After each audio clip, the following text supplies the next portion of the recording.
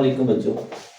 Exercise 10.4 question number 5 board में long के लिहाज से बहुत इंपॉर्टेंट क्वेश्चन है। Very very very important. ठीक है बच्चों, अगर बोर्ड में वो लॉन्ग आता है तो क्वेश्चन नंबर 5 में से आता है, ज्यादातर चांस यही होते हैं। इसके तीन पार्ट हैं जी। पहला पार्ट करते हैं जी, cos 20 degree, cos 40 degree, cos 60 degree, cos 80 degree equal to 1/16 degree. अब लेफ्ट हैंड साइड से राइट हैंड साइड बनाना है तो लिखेंगे लेफ्ट हैंड साइड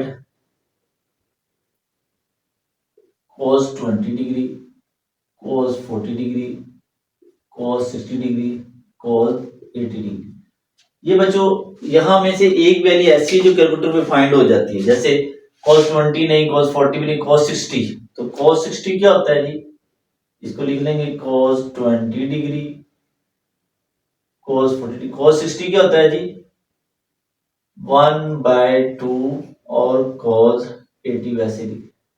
ठीक है बच्चों, अब 1/2 को पहले लिख लें, 1/2 cos 20 डिग्री, cos 40 डिग्री और cos 80 डिग्री।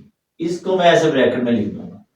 अब यहां मुझे फार्मूला बनाने के लिए 2 चाहिए। क्या चाहिए जी, 2। तो मैं 2 से क्या कर दूंगा, मल्टीप्लाई। 2 से क्या कर दूंगा और 2 से ही डिवाइड करना। ये 2 से मल्टीप्लाई किया, 2 से मैंने क्या कर दिया, डिवाइड। तो 2 cos अल्फा cos बीटा, ये फार्मूला लगेगा 2 cos अल्फा cos बीटा। तो क्या होता है बच्चों, cos alpha plus beta plus cos alpha minus beta. ये वाला फॉर्मूला यहां अप्लाई करें, ये हो जाएगा 1/4।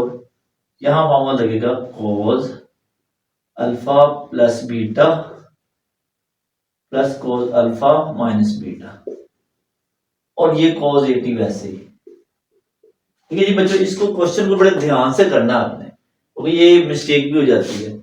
अब यहां 1/4 cos 60 डिग्री, 20 में से 40 निकालें तो cos -20 डिग्री और cos आ जाएगा 80 डिग्री। वैसे cos 60 क्या होता है बच्चों, ये होता है जी 1/2, और cos का एंगल नेगेटिव हो तो एंगल को पॉजिटिव कर देते हैं, और cos 80 डिग्री। ठीक है बच्चों, अब इस 80 को इससे मल्टीप्लाई करें, इससे मल्टीप्लाई करें।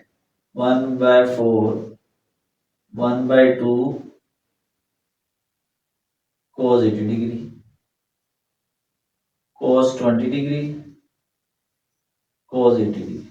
ठीक है बच्चों, हमने cos 80 को 1/2 से मल्टीप्लाई कर दिया, cos 20 से।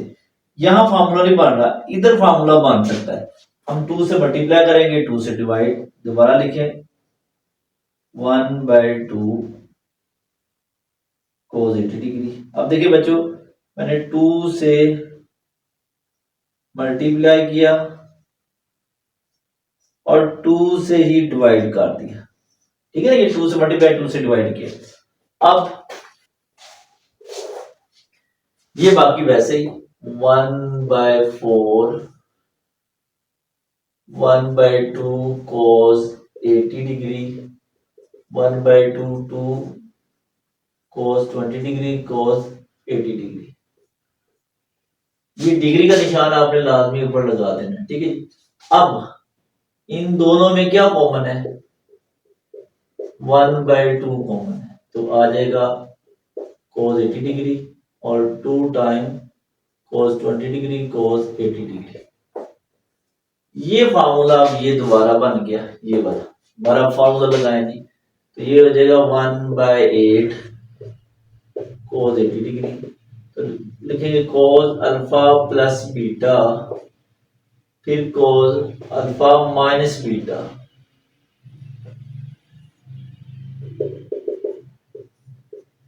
cos 80, ये हो जाएगा cos 100। ठीक है जी,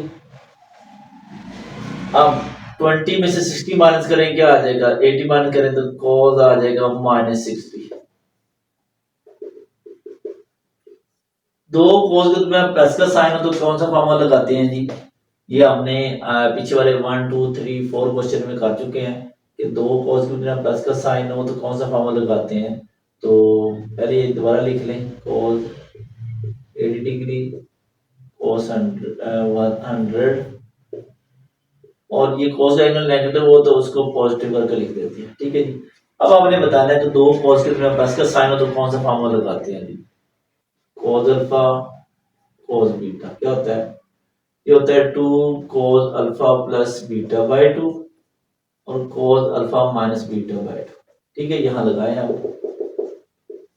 2 cos alpha plus beta by 2 और cos alpha minus beta by 2 और cos 60 होता है 1/2 1/8 2 cos, ये हो जाएगा 180 डिवाइड बाय 2 और 80 में से 100 निकाले 20 माइनस 20 डिवाइड बाय 2, इससे कैंसिल क्या रह जाएगा? cos 90 डिग्री और ये हो जाएगा cos माइनस 10 डिग्री 1/2। cos 90 क्या होता है? 0 और cos का एंगल नेगेटिव हो तो क्या हो जाता है? पॉजिटिव। देखिए ये 0 सबको 0 कर देगा तो क्या रह जाएगा?